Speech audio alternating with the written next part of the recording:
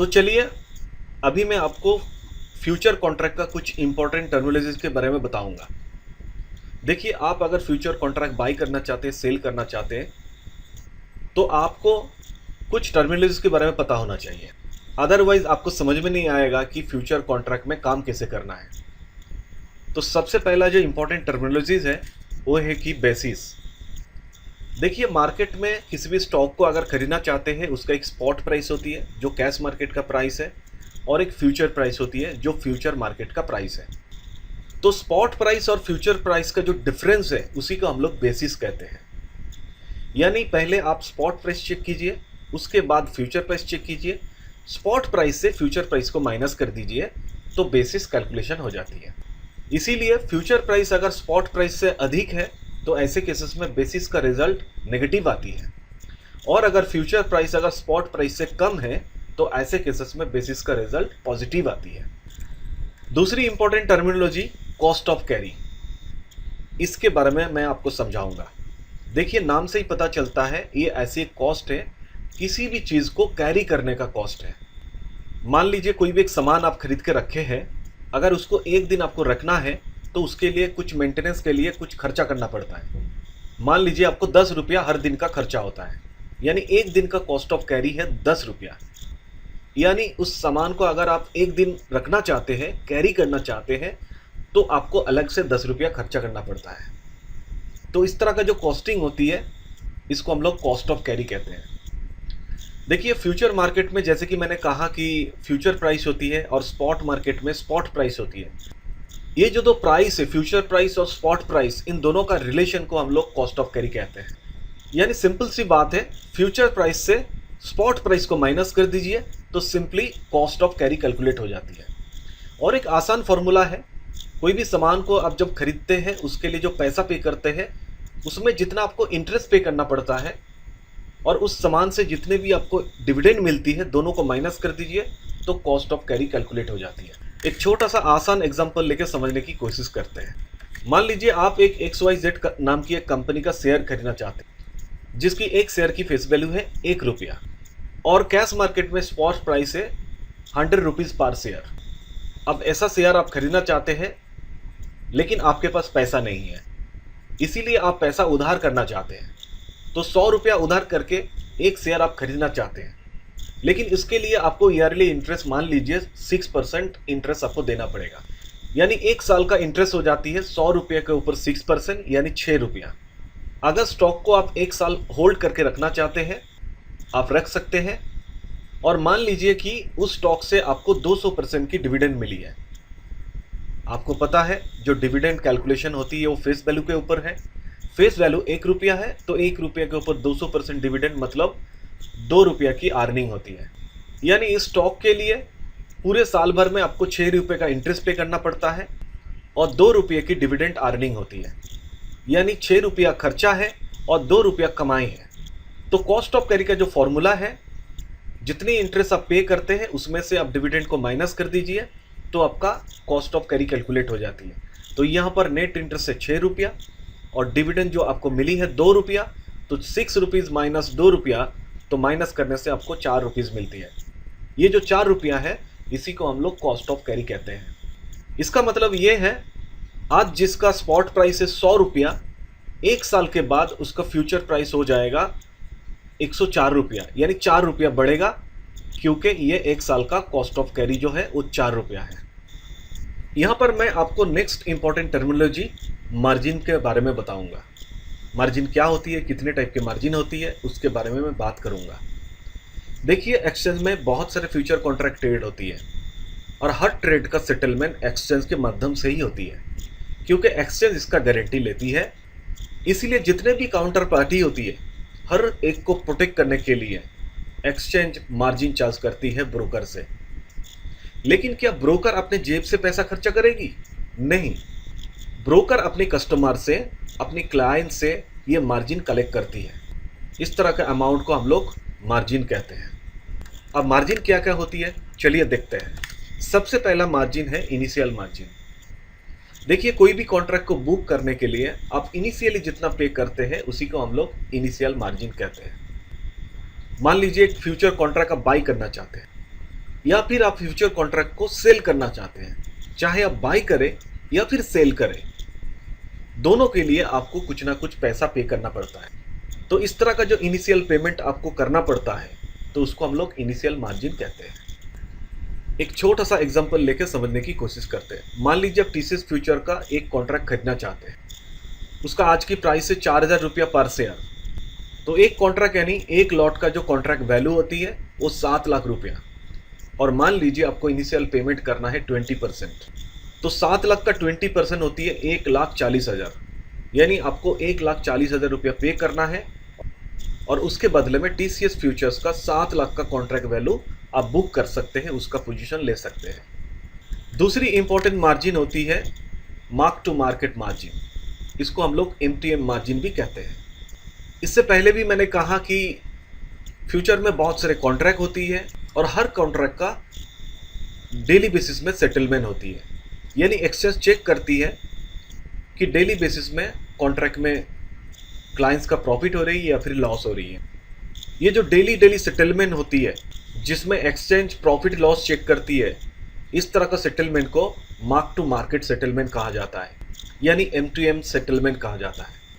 अगर कोई कस्टमर का लॉस होता है, जितना लॉस होता है वो एक्सचेंज कलेक्ट करती है, और वो पैसा जिसको प्रॉफिट होता है उसको दिया जाता है। इस तरह का जो मार्जिन कलेक्ट किया जाता है, इसको हम लोग MTM मार्जिन कहते हैं।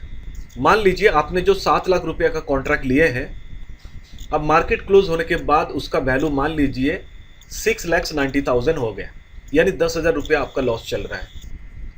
तो ये 10,000 रुपया एक्सचेंज आपसे कलेक्ट करेगी, तो ये 10,000 रुपया आपको पे करना पड़ेगा। इसी को हम लोग MTM मार्जिन कहते हैं। यानी फ्यूचर में सिर्फ एक बार आप पैसा दे देंगे और कहानी खत्म, ऐसा नहीं है।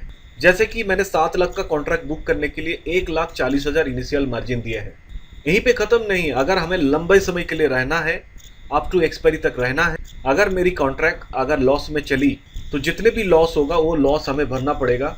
इस तरह का लॉस को हम लोग MTM मार्जिन कहते हैं। यहाँ पर मैं आपको ओपन इंटरेस्ट के बारे में बताऊंगा। देखिए, ओपन इंटरेस्ट बहुत ही सिंपल सी चीज़ है। किसी भी अंडरलाइंग एसेट की जितने भी कॉन्ट्रैक्ट फ्यूचर में आउटस्टैंडिंग रहती है, यानी उसका सेटलमेंट नहीं हुई है, उस तरह का टोटल नंबर ऑफ कॉन्ट्रैक्ट को हम लोग ओपन इंटरेस्ट कहते हैं। देखिए, फ्यूचर कॉन्ट्रैक्ट में कोई भी फ्यूचर कॉन्ट्रैक्ट को लॉन्ग पोजीशन ले सकते हैं या फिर शॉर्ट पोजीशन भी ले सकते हैं। लॉन्ग पोजीशन का मतलब है उसने बाय किया होगा, शॉर्ट पोजीशन का मतलब है उसने सेल किया होगा। तो आप याद रखिए, total number of long positions ये total number of short position के समान होती है। यानी कोई ना कोई बाय करते हैं और उसको कोई ना कोई सेल करते हैं। जितनी क्वांटिटी बाय होती है उतनी क्वांटिटी सेल भी होती है। इसीलिए हम लोग दोनों के दोनों एक साथ में ऐड नहीं करते हैं, किसी भी एक साइड को हम लोग चेक करते हैं ओपन इंटरेस्ट कैलकुलेट करने के लिए। आइदर हम लोग लॉन्ग फ्यूचर्स पोजीशन चेक करेंगे या फिर शॉर्ट फ्यूचर पोजीशन को चेक करेंगे। किसी भी एक पोजीशन को हम लोग बताएंगे ओपन इंटरेस्ट। एक छोटा सा एग्जांपल लेके समझाने की मैं कोशिश करता हूँ। मान लीजिए टीसीएस फ्यूचर, उसका ओपन इंटरेस्ट चेक करना है। इसमें 3 क्लाइंट्स है। क्लाइंट ए उसने लॉन्ग पोजीशन ले रखे हैं 10 लॉट की, क्लाइंट बी उसने भी लॉन्ग पोजीशन ले रखे हैं 10 लॉट की, इसीलिए टोटल लॉन्ग पोजीशन हो जाती है 20। और जैसे कि मैंने कहा, जितनी लॉन्ग पोजीशन होती है उतनी शॉर्ट पोजीशन भी होती है। मान लीजिए सी नाम का एक क्लाइंट है, उसने 20 लॉट्स की शॉर्ट पोजीशन ले रखी है। तो यहाँ पर आप total number of long position ले सकते हैं या फिर total number of short position ले सकते हैं। अगर total number of long position लेते हैं, टोटल ए और बी का मिलाकर 20 होती है। उसी तरह शॉर्ट पोजीशन अगर लेते हैं तो टोटल 20 लॉट्स होती है। तो किसी भी एक साइड को ले लीजिए, आइदर लॉन्ग पोजीशन ले लीजिए या फिर शॉर्ट पोजीशन ले लीजिए, तो 20 लॉट्स ही होती है। इसीलिए टीसीएस फ्यूचर्स की जो ओपन इंटरेस्ट है वो 20 लॉट्स है। अब मैं आपको प्राइस बैंड के बारे में बताऊंगा। देखिए, प्राइस बैंड ऐसा एक प्राइस रेंज है जिसके बीच में किसी भी एक दिन का ट्रेडिंग होती है, यानी उसी के बीच में प्राइस अप डाउन करते रहती है। अब ये प्राइस बैंड कितनी होगी, ये प्रीवियस डे का जो क्लोजिंग प्राइस होती है उस कॉन्ट्रैक्ट का, उसके ऊपर बनाई जाती है। लेकिन फ्यूचर कॉन्ट्रैक्ट में अगर फर्स्ट डे ट्रेड होती है तो ऐसे केसेस में कैश मार्केट का जो क्लोजिंग प्राइस है उसके ऊपर बेस करके प्राइस बैंड को कैलकुलेट की जाती है। तो चलिए प्राइस बैंड को एक छोटा सा एग्जांपल लेके समझाने की कोशिश करता हूँ। मान लीजिए किसी भी कॉन्ट्रैक्ट का शेयर का प्रीवियस डे का जो प्राइस है, क्लोजिंग प्राइस है, वो 100 रुपया है और उसकी प्राइस ब्रांड है 10%। यानी जब नेक्स्ट डे ट्रेड होगी, अगर प्राइस बढ़ेगी तो मैक्सिमम 10% तक अलाउ किया जाएगा और अगर घटेगी तो मैक्सिमम 10% तक अलाउ किया जाएगा। इसका मतलब अगर प्राइस बढ़ी तो 10% यानी 110 तक जा सकती है और अगर प्राइस घटी तो 100 से 10% घटा दीजिए, यानी शेयर्स की ट्रेडिंग 90 से 110 के बीच में हो सकती है। अगर इसके बाहर गई तो प्राइस को फ्रीज की जाती है, उसके ऊपर ट्रेड को बंद किया जाता है। यानी प्राइस बैंड जो अलाउ किया जाता है उसके बीच में, उस प्राइस के बीच में आप ट्रेड कर सकते हैं और प्राइस अगर उसके बाहर चली गई तो उस स्टॉक का ट्रेडिंग को फ्रीज किया जाता है। यानी प्राइस को फ्रीज किया जाता है और उस तरह का स्टॉक का प्राइस में किसी भी तरह की मूवमेंट नहीं दिखती है। अब मैं आपको डेरिवेटिव मार्केट का फ्यूचर कॉन्ट्रैक्ट में पोजीशन के बारे में बताऊंगा, किस तरह का पोजीशन होती है, क्या क्या पोजीशन आप ले सकते हैं। देखिए, कैश मार्केट में हम जब शेयर खरीदते हैं या फिर बेचते हैं, हम कहते हैं कि शेयर खरीद के रखे हैं, शेयर्स को बेच दिए हैं। लेकिन डेरिवेटिव मार्केट में जब हम फ्यूचर कॉन्ट्रैक्ट को बाई करते हैं, सेल करते हैं, हम इसको खरीदना बेचना नहीं बोलते हैं। इसको हम लोग अगर खरीदते हैं तो उसको हम लोग लॉन्ग कहते हैं और उसको अगर सेल करते हैं तो शॉर्ट कहते हैं। तो इसीलिए पोजीशंस भी दो टाइप के हैं, एक लॉन्ग पोजीशन और एक शॉर्ट पोजीशन। आप अगर किसी भी तरह की फ्यूचर कॉन्ट्रैक्ट को बाई करते हैं और वो आउटस्टैंडिंग रहते हैं और अनसेटल्ड रहते हैं तो इस तरह का पोजीशन को लॉन्ग पोजीशन कहा जाता है। जैसे कि एज पर एग्जांपल मान लीजिए मिस्टर बाजीज निफ्टी फ्यूचर्स का 4 कॉन्ट्रैक्ट बाई किए हैं, तो इसका मतलब है बाजीज के पास निफ्टी फ्यूचर का 4 कॉन्ट्रैक्ट का लॉन्ग पोजीशन है। उसी तरह शॉर्ट पोजीशन का मतलब है आप जब किसी भी फ्यूचर कॉन्ट्रैक्ट को सेल करते हैं और वो कॉन्ट्रैक्ट आउटस्टैंडिंग या फिर अनसेटल्ड रहते हैं, तो इस तरह का पोजीशन को शॉर्ट पोजीशन कहा जाता है। एज पर एग्जांपल मान लीजिए मिस कियाना निफ्टी फ्यूचर्स का 4 कॉन्ट्रैक्ट को सेल की है। इसका मतलब यही है कियाना के पास निफ्टी फ्यूचर्स का 4 कॉन्ट्रैक्ट का शॉर्ट पोजीशन है। अब मैं आपको ओपन पोजीशन के बारे में बताऊंगा। जितने भी पोजीशन ओपन रहती है यानी आउटस्टैंडिंग या फिर अनसेटल्ड रहती है, चाहे वो लॉन्ग पोजीशन हो या फिर शॉर्ट पोजीशन हो, इस तरह के पोजीशन को हम लोग ओपन पोजीशन कहते हैं।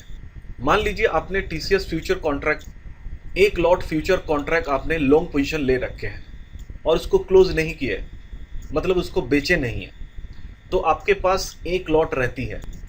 इसका मतलब एक लॉट ओपन पोजीशन है। फ्यूचर मार्केट में नेकेड पोजीशन भी होती है, जब हम अंडरलाइंग एसेट का किसी भी तरह की पोजीशन लिए बिना अगर उसको हम लोग लॉन्ग करते हैं या फिर शॉर्ट करते हैं फ्यूचर कॉन्ट्रैक्ट की, तो इस तरह का पोजीशन को हम लोग नेकेड पोजीशन कहते हैं। कैलेंडर स्प्रेड भी एक स्पेशल टाइप की पोजीशन है, जहां पर साथों साथ 2 पोजीशन ली जाती है फ्यूचर कॉन्ट्रैक्ट में, और वो भी सेम अंडरलाइंग एसेट के ऊपर। उसमें एक कॉन्ट्रैक्ट लॉन्ग की जाती है और एक डिफरेंट एक्सपायरी का कॉन्ट्रैक्ट को शॉर्ट की जाती है। एक छोटा सा एग्जांपल में मैं आपको समझाता हूं। मान लीजिए टीसीएस फ्यूचर्स का कॉन्ट्रैक्ट 1 महीने वाला जो कॉन्ट्रैक्ट है आपने उसको बाई किए हैं यानी लॉन्ग पोजीशन लिए हैं, और 2 महीने वाला जो टीसीएस फ्यूचर्स का कॉन्ट्रैक्ट है उसको आप शॉर्ट पोजीशन लिए हैं। इस तरह की सेम अंडरलाइंग एसेट एक लॉन्ग पोजीशन लेते हैं और एक शॉर्ट पोजीशन लेते हैं, लेकिन दोनों का एक्सपायरी अलग अलग होती है, एक 1 महीने का, एक 2 महीने का। तो इस तरह का 2 अलग अलग पोजीशन अगर साथों साथ लेते हैं, इस तरह की स्प्रेड को हम लोग कैलेंडर स्प्रेड पोजीशन कहते हैं। अब मैं आपको सबसे महत्वपूर्ण जो इंपॉर्टेंट टॉपिक है फॉरवर्ड मार्केट और फ्यूचर मार्केट का डिफरेंस समझाऊंगा, क्योंकि यहाँ से आपको बहुत सारे क्वेश्चन मिल सकती हैं। सबसे पहले मैं बता दूं कॉन्ट्रैक्ट टाइप। देखिए, फॉरवर्ड मार्केट में एक बायर होती है और एक सेलर होती है, और बायर और सेलर के बीच में एक कॉन्ट्रैक्ट होती है। लेकिन फ्यूचर कॉन्ट्रैक्ट में ऐसा नहीं होती है। बायर और सेलर एक दूसरे को पहचानते नहीं है, जानते नहीं है। बायर और सेलर के बीच में एक्सचेंज होती है, यानी सारे के सारे जिम्मेदारी एक्सचेंज की होती है। कॉन्टैक्ट करवाने की जिम्मेदारी और उसको सेटल करवाने की भी जिम्मेदारी एक्सचेंज की होती है। फॉरवर्ड कॉन्ट्रैक्ट ट्रेड करने के लिए आपको काउंटर में जाना पड़ेगा और वहाँ पर फेस टू फेस आपका डील होता है। लेकिन फ्यूचर कॉन्ट्रैक्ट को ट्रेड करने के लिए आपको एक्सचेंज में जाना पड़ेगा। एक्सचेंज के थ्रू आप बाई कर सकते हैं या फिर सेल भी कर सकते हैं। आप याद रखिए, forward contract always expiry date में ही सेटलमेंट होती है, लेकिन फ्यूचर कॉन्ट्रैक्ट जैसे कि मैंने कहा डेली बेसिस में एक्सचेंज सेटल करती है। डेली बेसिस में एक्सचेंज चेक करती है आपको प्रॉफिट हो रही है या फिर लॉस हो रही है। फॉरवर्ड कॉन्ट्रैक्ट बहुत ही रिस्की है क्योंकि यहाँ पे काउंटर पार्टी का रिस्क हो सकता है। बायर और सेलर दोनों काउंटर पार्टी में कोई ना कोई कॉन्ट्रैक्ट को डिसएग्री भी कर सकते हैं, जिसकी वजह से आपका कॉन्ट्रैक्ट वॉइड हो सकता है। लेकिन फ्यूचर कॉन्ट्रैक्ट में इस तरह का रिस्क नहीं है क्योंकि यहाँ पे काउंटर पार्टी के बीच में एक्सचेंज होती है। सारे के सारे सेफ्टी, सारे के सारे सिक्योरिटी की जिम्मेदारी एक्सचेंज की होती है, इसीलिए आप टेंशन फ्री रहिए, यहाँ पर किसी भी तरह की रिस्क नहीं है। फॉरवर्ड कॉन्ट्रैक्ट में जो कॉन्ट्रैक्ट साइज होती है यानी लॉट साइज होती है वो अलग अलग हो सकती है। जब बायर सेलर मिलकर कॉन्ट्रैक्ट करते हैं तो उस समय डिसाइड की जाती है कि कॉन्ट्रैक्ट साइज क्या होगी। लेकिन एक्सचेंज में जब ट्रेड होती है फ्यूचर कॉन्ट्रैक्ट में, उसमें एक्सचेंज डिसाइड करती है किसी भी फ्यूचर कॉन्ट्रैक्ट को अगर बाई करना है या फिर सेल करना है तो उसके लिए लॉट साइज फिक्स्ड होती है। फॉरवर्ड कॉन्ट्रैक्ट की जो मैच्योरिटी डेट होती है वो अलग अलग होती है। जैसे जैसे बायर और सेलर के बीच में डिस्कशन होती है, कॉन्ट्रैक्ट होती है, उसके आधार पे मैच्योरिटी डेट बनाई जा सकती है जो इस डेट को कॉन्ट्रैक्ट एक्सपायरी होगी। लेकिन future contract always exchange decide करती है कि कब एक्सपायरी होगी। जैसे कि मैंने कहा 1 महीना, 2 महीना, 3 महीना किसी भी कॉन्ट्रैक्ट ले लीजिए, तो उस कॉन्ट्रैक्ट का रिलेटेड महीने का जो लास्ट थर्सडे होती है उसी दिन कॉन्ट्रैक्ट एक्सपायरी होती है। जब हम लोग फॉरवर्ड कॉन्ट्रैक्ट में कॉन्ट्रैक्ट कंप्लीट करते हैं तब कभी कभी इनिशियल मार्जिन की भी ज़रूरत नहीं पड़ती, यानी बिना मार्जिन पे करे आप कॉन्ट्रैक्ट कर सकते हैं फॉरवर्ड कॉन्ट्रैक्ट में। लेकिन फ्यूचर कॉन्ट्रैक्ट में चाहे आप लॉन्ग पोजीशन लीजिए या फिर शॉर्ट पोजीशन लीजिए, दोनों के लिए आपको इनिशियल मार्जिन पे करना ही पड़ेगा। यहाँ पर जीरो मार्जिन की अलाउ नहीं है। जैसे कि मैंने कहा कि कॉन्ट्रैक्ट की जो एक्सपायरी होती है वो फॉरवर्ड मार्केट में बायर और सेलर के बीच में डिसाइड होती है, लेकिन फ्यूचर कॉन्ट्रैक्ट में ये स्टैंडर्डाइज होती है, एक्सचेंज डिसाइड करती है कि एक्सपायरी डेट कब होगी। फॉरवर्ड कॉन्ट्रैक्ट में लिक्विडिटी बहुत ही लो होती है क्योंकि यहाँ पे काउंटर पार्टी का रिस्क रहता है। बायर और सेलर इन दोनों में कोई भी काउंटर पार्टी किसी भी तरह की अगर कॉन्ट्रैक्ट को डिने कर दिया, कॉन्ट्रैक्ट को वॉइड कर दिया, तो ऐसे केसेस में लिक्विडिटी करना आसान नहीं है। लेकिन फ्यूचर कॉन्ट्रैक्ट में लिक्विडिटी आसान है क्योंकि एक्सचेंज के माध्यम से होती है और यहाँ पर बायर सेलर ऑलवेज अवेलेबल रहती है। अगर किसी को कोई भी पोजीशन क्लोज करना है तो उसके लिए आसानी से कस्टमर मिल जाता है। अब मैं आपको फ्यूचर कॉन्ट्रैक्ट का जो पे ऑफ चार्ट है उसके बारे में बताऊंगा। यानी फ्यूचर कॉन्ट्रैक्ट अगर आप लॉन्ग पोजीशन लेते हैं या फिर सेल पोजीशन लेते हैं तो उसमें आपको किस तरह प्रॉफिट मिल सकती है या फिर आपको किस तरह लॉस हो सकती है, इसके बारे में जानकारी दूंगा। मान लेते हैं कि आप फ्यूचर कॉन्ट्रैक्ट के बायर हो, आप फ्यूचर कॉन्ट्रैक्ट बाई करना चाहते हैं, तो आपको पे ऑफ चार्ट किस तरह होगी। एक छोटा सा एग्जांपल लेते हैं कि आप लॉन्ग फ्यूचर लिए हैं 100 रुपये की। लॉन्ग फ्यूचर पोजीशन लेने का मतलब है आपका प्रेडिक्शन यही रहता है कि शेयर प्राइस ऊपर तरफ बढ़ेगी। अगर सच में शेयर प्राइस 100 के ऊपर बढ़ती है तो आपको प्रॉफिट मिलती है, और अगर 100 के नीचे आती है तो आपको लॉस होती है। तो इसको एक छोटा सा डायग्राम के माध्यम से मैं समझाता हूँ। तो यहाँ पर आप देख सकते हैं कि अगर मार्केट प्राइस एक्सपायरी में 100 रुपया है तो आपको कोई प्रॉफिट या फिर लॉस भी नहीं होती है, क्योंकि 100 रुपये में आप लॉन्ग फ्यूचर्स लिए हैं और उसको आप 100 रुपये में बेचते हैं, तो आपको कोई प्रॉफिट नहीं है, कोई लॉस भी नहीं है।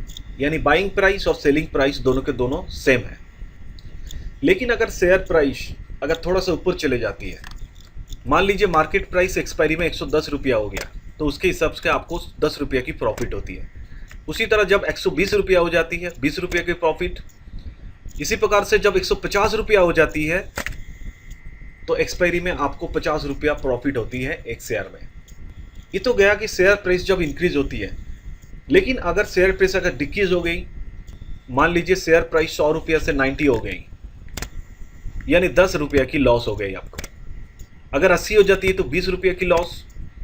उसी तरह अगर 50 हो जाती है तो 50 रुपये की लॉस होती है आपको। इसका अगर पे ऑफ चार्ट ड्रॉ करें तो उसका चार्ट इस तरह दिखती है। यहाँ पर आप देख सकते हैं कि 100 रुपया जो करंट मार्केट प्राइस एक्सपायरी में है, तो वो 100 रुपया यहाँ पर दिख रही है। और जैसे इसे राइट साइड होती है, यहाँ पे शेयर प्राइस इंक्रीज हो रही है, तो उसी तरह आपको प्रॉफिट भी मिल रही है, और जैसे जैसे फ्यूचर प्राइस घटती है उसी तरह आपको लॉस भी मिलती है।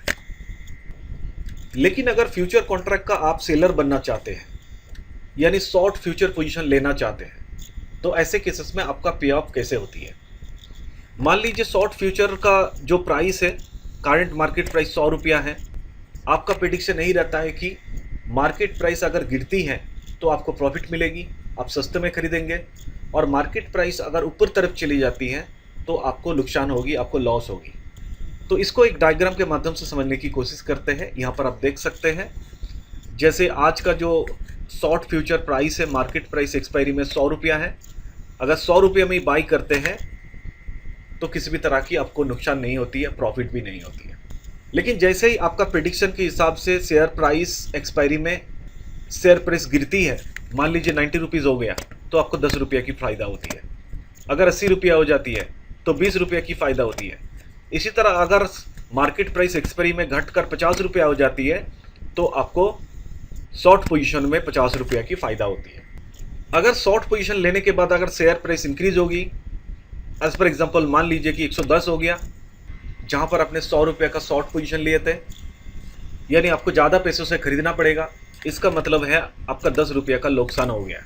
इसी प्रकार से 120 रुपया अगर मार्केट प्राइस एक्सपायरी में हो जाती है तो 20 रुपये की नुकसान होती है। इसी प्रकार से अगर 150 रुपया मार्केट प्राइस एक्सपायरी में हो जाती है तो आपको 50 रुपये की लॉस होती है। तो इस टेबल को अगर पे ऑफ चार्ट में उतारें तो इसका चार्ट इस तरह दिखती है। तो यहाँ पर आप करंट मार्केट प्राइस एक्सपायरी में 100 रुपया दिख रही है, और जैसे जैसे लेफ्ट साइड में चलते हैं, यानी शेयर प्राइस गिरती है तो आपको प्रॉफिट मिलती है, और राइट साइड में जैसे जैसे इस साइड में आप मूव करते हैं, शेयर प्राइस इंक्रीज होती है, उसके हिसाब से आपको लॉस भी होना स्टार्ट हो जाता है। आशा करता हूँ पे ऑफ चार्ट आपको समझ में आया। अब हम लोग फ्यूचर प्राइसिंग के बारे में बात करेंगे, यानी आज के दिन में जो स्पॉट प्राइस है, फ्यूचर में उसका प्राइस क्या हो सकता है। इसके लिए मार्केट में बहुत सारे मॉडल्स अवेलेबल हैं। इनमें से 2 पॉपुलर मॉडल्स है जिसके माध्यम से हम लोग फ्यूचर प्राइस को कैलकुलेट करते हैं। सबसे पहला मॉडल का नाम है कॉस्ट ऑफ कैरी मॉडल, और दूसरा मॉडल का नाम है expectation model. Cost of carry models जो है ये कॉस्ट ऑफ कैरी के ऊपर बेस करके बनाई जाती हैं। थोड़ी देर पहले मैंने कॉस्ट ऑफ कैरी के बारे में बताया। कॉस्ट ऑफ कैरी का मतलब है किसी भी कॉन्ट्रैक्ट का जो फ्यूचर प्राइस होती है और उसका जो स्पॉट प्राइस है, दोनों को डिफरेंस कीजिए, दोनों को माइनस कीजिए, तो कॉस्ट ऑफ कैरी कैलकुलेट हो जाती है। इसका मतलब यही हुआ, फ्यूचर प्राइस का मतलब है उसका जो स्पॉट प्राइस होता है उसके साथ कॉस्ट ऑफ कैरी को ऐड कर दीजिए तो फ्यूचर प्राइस कैलकुलेट हो जाती है। इसका और एक आसान फॉर्मूला मैंने समझाया था। जब हम लोग कॉस्ट ऑफ कैरी करते हैं तो फिनेंस के लिए जितना इंटरेस्ट पे करते हैं उससे जितना डिविडेंड मिलती है उसको माइनस कर दीजिए तो कॉस्ट ऑफ कैरी कैलकुलेट हो जाती है। इसका आसान एग्जांपल्स मैंने समझाया था थोड़ी देर पहले, आप चाहे तो दोबारा बैक करके वो वाला पार्ट देख सकते हैं। तो कॉस्ट ऑफ कैरी मॉडल के थ्रू फ्यूचर प्राइस कैसे कैलकुलेट होती है, एक छोटा सा एग्जांपल लेके समझने की कोशिश करते हैं।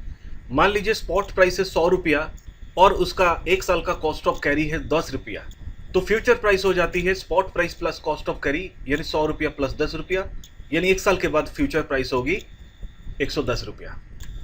दूसरी जो मॉडल है एक्सपेक्टेशन मॉडल, यहाँ पर एक्सपेक्टेशन किया जाता है जो स्पॉट प्राइस इन फ्यूचर कितना बढ़ सकती है, कितने तक पहुँच सकती है। इस तरह का जो फ्यूचर प्राइसिंग कैलकुलेट होती है किसी भी अंडरलाइंग एसेट का, इस मॉडल को हम लोग एक्सपेक्टेशन मॉडल कहते हैं। एज पर एग्जाम्पल मान लेते हैं किसी भी स्टॉक का जो स्पॉट प्राइस है अभी 100 रुपया चल रहा है और 1 साल के बाद हमें लगता है कि उसका प्राइस 10 रुपया बढ़ सकती है, तो फ्यूचर प्राइसिंग हो जाएगी 110 रुपया। इसी प्रकार से फ्यूचर प्राइसिंग कैलकुलेट की जाती है। तो इस प्रकार की मॉडल के हिसाब से अगर मार्केट बुलिश रही तो फ्यूचर प्राइस पॉजिटिव होती है, और अगर मार्केट बेयरिश रही तो फ्यूचर प्राइस नेगेटिव होती है, यानी प्राइस घट जाती है। अब मैं बताऊंगा फ्यूचर कॉन्ट्रैक्ट यूज कैसे होती है। देखिए चैप्टर 1 में मैंने डेरिवेटिव मार्केट का डिफरेंट टाइप ऑफ पार्टिसिपेंट्स के बारे में बताया। वहाँ पर मैंने इस 3 तरह का पार्टिसिपेंट्स के बारे में बताया, हेजर, स्पेकुलेटर और ट्रेडर और आर्बिट्रेजर। देखिए मार्केट में हेजर वही होता है जो जिसके पास पहले से पोजीशन रहता है और उस पोजीशन का रिस्क को रिड्यूस करने के लिए और दूसरी पोजीशन लेते हैं। इस तरह के हेजर के रूप में corporation, investing institution, banks, government, सभी लोग डेरिवेटिव फ्यूचर कॉन्ट्रैक्ट को हेज करते हैं अपना रिस्क को रिड्यूस करने के लिए। इसीलिए ये लोग interest rate, share values, bond price, currency exchange rates, commodity price के ऊपर भी हेज करते हैं। बहुत समय किसान भी हेज करते हैं फ्यूचर कॉन्ट्रैक्ट के ऊपर, क्योंकि किसान जब फसल उगाते हैं उसको पता नहीं होता है कि फ्यूचर में उसका कितना रेट मिल सकता है। इसीलिए फ्यूचर डेट में पहले से ही वो फ्यूचर कॉन्ट्रैक्ट बायर के साथ कंप्लीट करके रखते हैं, ताकि फ्यूचर में किसी भी तरह की कोई लॉस ना हो। इन्वेस्टर चाहे तो इंडेक्स फ्यूचर के ऊपर भी लॉन्ग पोजीशन या फिर शॉर्ट पोजीशन लेकर भी हेज कर सकते हैं। स्पेक्युलेटर या फिर ट्रेडर मार्केट में प्रेडिक्शन के ऊपर काम करते हैं और इसी तरह एक पोटेंशियल रिटर्न अर्न करने की संभावना रखते हैं। अगर ट्रेडर्स को ऐसा लगता है कि फ्यूचर में मार्केट बहुत ही अच्छी जाने वाली है, तो वो अंडरलाइंग एसेट का लॉन्ग फ्यूचर कॉन्ट्रैक्ट उठा के रखते हैं, ताकि फ्यूचर में जैसे ही प्राइस बढ़ेगी उसको स्क्वायर अप करके प्रॉफिट निकाल सके। या फिर उसको अगर फील होता है कि मार्केट बहुत ही खराब होने वाली है फ्यूचर में, तो शॉर्ट फ्यूचर कॉन्ट्रैक्ट को लेके रखते हैं और जैसे जैसे प्राइस गिरती है उसके बाद वो स्क्वायर अप करके प्रॉफिट बुक कर लेते हैं। इस तरह की मार्केट पार्टिसिपेंट्स बहुत ही चतुर होते हैं, बहुत ही समझदार होते हैं। अगर उसके प्रेडिक्शन के हिसाब से, अगर एक्सपेक्टेशन के हिसाब से अगर मार्केट मूवमेंट करी तो उसको प्रॉफिट मिलती है। अगर उसका एक्सपेक्टेशन अगर गलत हो गई, प्रेडिक्शन अगर गलत हो गई, तो ऐसे केसेस में उसको लॉस भी उठाना पड़ सकता है। आर्बिट्रेजर भी इस तरह का एक मार्केट पार्टिसिपेंट्स है जो दो मार्केट में काम करते हैं। जिस मार्केट में उसको सस्ते में मिलते हैं वहां पर वो लॉन्ग पोजीशन ले लेते हैं, और जहां पर प्राइस ज़्यादा मिलती है तो वहां पर वो शॉर्ट पोजीशन लेके रखते हैं। और लॉन्ग पोजीशन का प्राइस और शॉर्ट पोजीशन का प्राइस का जो डिफरेंस होती है उसी को प्रॉफिट कहा जाता है, और इस तरह वो प्रॉफिट बुक करते हैं। अब मैं फ्यूचर कॉन्ट्रैक्ट में प्राइस रिलेटेड क्या क्या रिस्क हो सकती है उसके बारे में बताऊंगा। देखिए, फ्यूचर कॉन्ट्रैक्ट में प्राइस रिस्क बेसिकली दो टाइप के होती है। एक है स्पेसिफिक्स और अनसिस्टेमेटिक रिस्क कह सकते हैं, और एक मार्केट रिस्क और सिस्टेमेटिक रिस्क कह सकते हैं। यही दो टाइप के रिस्क फ्यूचर कॉन्ट्रैक्ट में अवेलेबल है। सबसे पहले स्पेसिफिक रिस्क यानी अनसिस्टेमेटिक रिस्क के बारे में बात करते हैं। देखिए, ये रिस्क ऐसा रिस्क होती है जिसको हम लोग कंट्रोल कर सकते हैं। अगर रिस्क को कंट्रोल किया जा सकता है तो इस तरह का रिस्क को हम लोग स्पेसिफिक रिस्क यानी अनसिस्टेमेटिक रिस्क कहेंगे। जैसे कि मान लीजिए किसी भी एक फैक्ट्री में वर्कर स्ट्राइक कर दिया है और जिसके वजह से फैक्ट्री का प्रोडक्शन और सेल बंद हो चुकी है, हैम्पर हो चुकी है, और इसके वजह से उस कंपनी का शेयर प्राइस गिर चुकी है। तो ये भी एक टाइप के रिस्क है। ये स्टॉक प्राइस रिलेटेड रिस्क है, यानी प्राइस रिलेटेड रिस्क है, लेकिन इसको कंट्रोल किया जा सकता है। अगर फैक्ट्री वर्कर को समझा बुझाकर स्ट्राइक को खत्म किया जाता है तो फिर उसका प्रोडक्शन सेल्स स्टार्ट होती है और धीरे धीरे स्टॉक का प्राइस इंक्रीज करते हैं, यानी रिकवरी होती है। उसी तरह किसी भी कंपनी का की मैनेजरियल पर्सनल अगर जॉब छोड़ देते हैं तो उसके वजह से भी प्रोडक्शन और सेल्स में इम्पैक्ट होती है। ये भी रिस्क है, सडन रिस्क है। इस तरह का रिस्क को हम लोग अनसिस्टेमेटिक रिस्क कहते हैं। कंपनी चाहे तो दोबारा दूसरा कोई की मैनेजरियल पर्सनल को रिक्रूट कर सकते हैं और ये जो प्रॉब्लम हुई है इस तरह का रिस्क को कम कर सकते हैं। इस तरह बहुत सारे रिस्क मार्केट में अवेलेबल है जिसको हम लोग कंट्रोल कर सकते हैं, और इस तरह का रिस्क को हम लोग अनसिस्टेमेटिक रिस्क यानी स्पेसिफिक रिस्क कहते हैं। और बहुत सारे रिस्क अवेलेबल है जिसको हम लोग कंट्रोल नहीं कर सकते हैं। जिस रिस्क को हम लोग कंट्रोल नहीं कर सकते उसको हम लोग मार्केट रिस्क कहते हैं या फिर सिस्टमेटिक रिस्क भी कह सकते हैं। जैसे कि मान लीजिए कि वॉर का घोषणा हो गया, यानी दो देश में वॉर होने वाली है, ये आपके कंट्रोल में नहीं है, मेरे कंट्रोल में नहीं है। या फिर देश की फिस्कल पॉलिसी चेंज हो गया, मॉनिटरी पॉलिसी चेंज हो गया, तो ये अगर अचानक चेंज हो जाती है इसमें बहुत बड़ा इम्पैक्ट हो जाती है, और ये कंट्रोल हम भी नहीं कर सकते, आप भी नहीं कर सकते हैं। इस तरह का नॉन कंट्रोलेबल जो रिस्क है उसको हम लोग मार्केट रिस्क या फिर सिस्टमेटिक रिस्क कहते हैं। अब मैं आपको डिफरेंट टाइप ऑफ हेजिंग के बारे में बताऊंगा। देखिए, मार्केट में तीन तरह का हेजिंग अवेलेबल है: लॉन्ग हेज, शॉर्ट हेज और क्रॉस हेज। सबसे पहले मैं बात करूंगा लॉन्ग हेज के बारे में। देखिए, अगर आपके पास कैश मार्केट में किसी भी तरह की कोई अंडरलाइंग एसेट का पोजीशन है, उसको हेज करने के लिए जब आप फ्यूचर मार्केट में जाकर लॉन्ग पोजीशन लेकर हेज करते हैं, इस तरह का हेजिंग को लॉन्ग हेज कहते हैं। ठीक उसी तरह जब फ्यूचर मार्केट में जाकर आप शॉर्ट पोजीशन लेकर हेज करते हैं, इस तरह का हेजिंग को शॉर्ट हेज कहा जाता है। चाहे आप लॉन्ग हेज करें या फिर शॉर्ट हेज करें, अंडरलाइंग एसेट हर केसेस में सेम ही होती है। लेकिन जब अंडरलाइंग एसेट अवेलेबल नहीं होती है तो ऐसे केसेस में उसी अंडरलाइंग एसेट की तरह दूसरी कोई अंडरलाइंग एसेट के ऊपर हेज किया जाता है। इस तरह का हेजिंग को क्रॉस हेजिंग कहा जाता है। मान लीजिए एक गोल्ड माइनिंग कंपनी को लगता है कि गोल्ड प्राइस गिरने वाली है, इसीलिए वो हेज करना चाहते हैं, लेकिन गोल्ड का फ्यूचर कॉन्ट्रैक्ट अवेलेबल अभी नहीं है, तो वो हेज कैसे करेगा? तो ऐसे केसेस में प्लेटिनम फ्यूचर कॉन्ट्रैक्ट्स के ऊपर वो हेज कर सकते हैं। यानी उसको गोल्ड फ्यूचर के ऊपर हेज करना था, लेकिन गोल्ड फ्यूचर अवेलेबल नहीं है, इसीलिए वो प्लेटिनम फ्यूचर्स के ऊपर हेज कर दिया। इस तरह के हेजिंग को क्रॉस हेजिंग कहते हैं। आशा करता हूँ मेरा ये वीडियो आपके लिए फ्रूटफुल होगा, आपको अच्छा लगा, समझ में आया होगा। अगर आपको अच्छा लगता है तो मेरे यूट्यूब चैनल को सब्सक्राइब कर दीजिए और बेल आइकन को जरूर दबा दीजिए, ताकि फ्यूचर में जो भी मैं वीडियो डालूंगा उसका नोटिफिकेशन आपको मिले और तुरंत उसको देख सकें। आप चाहे तो मेरे वीडियो को लाइक कर सकते हैं, कमेंट लिख सकते हैं और दोस्तों को शेयर भी कर सकते हैं। तो स्टे हेल्दी, बी हैप्पी। तो जब भी आप इन्वेस्ट करें, सोच कर समझ कर इन्वेस्ट कीजिए।